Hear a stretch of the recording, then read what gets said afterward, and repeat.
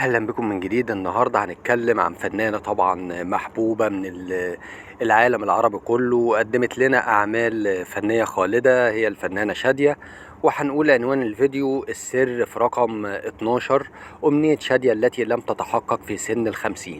تحل علينا اليوم ذكرى وفاة الفنانة شادية الملقبة بمعبودة الجماهير، التي رحلت عن عالمنا في 28 نوفمبر 2017، تاركة وراءها إرثا عظيما من الأعمال الفنية التي لا تزال راسخة في قلوب عشاقها حتى بعد وفاتها. في لقاء صحفي قديم معها، فتحت شادية المجال لاستقبال أسئلة معجبيها، وردت عليها بخط اليد، إذ جاء السؤال: ما هي أكبر أمنية لك والتي لا يعرفها الناس؟ لتجيب شادية بخط يديها: الأمنية التي لم يعرفها عني الناس أنني أتمنى أن يكون عندي دستة من الأطفال عندما أصل لسن ال50. بما أننا بنتكلم عن الإنجاب، يبقى لازم نتكلم عن زيجات الفنانة الكبيرة شادية. تزوجت شادية 3 مرات، من بينهم الفنان صلاح ذو الفقار، الذي شكلت معه ثنائيا عشقه الجمهور من خلال أعمال فنية حققت نجاحا كبيرا، إلا أن تشاركا في الحياة الزوجية بعد تقديمهما معا فيلم أغلى من حياتي، وتزوجا بعد قصة حب دامت لشهور بعد ذلك الفيلم.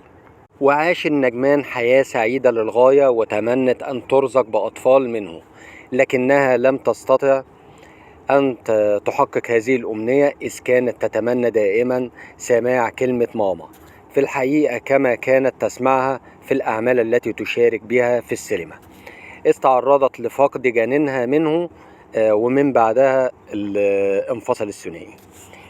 وخلال 40 عام قدمت الفنانة الكبيرة شادية حوالي 112 فيلم و10 مسلسلات إذاعية ومسرحية واحدة تحت عنوان راية وسكينة، التي شاركتها بطولتها الفنانة سهير البابلي، وتعد من أشهر الأعمال المسرحية المصرية. لو هنتكلم عن سبب وفاة الفنانة الراحلة شادية، هنقول: رحلت شادية عن عالمنا في 2017 عن عمر ناهز 86 عام، إثر جلطة دماغية أدت لدخولها في غيبوبة قبل نقلها إلى المستشفى العسكري بدعم من رئاسة الجمهورية. وبكده ينتهي الفيديو بتاعنا النهاردة، وتحياتي ليكم.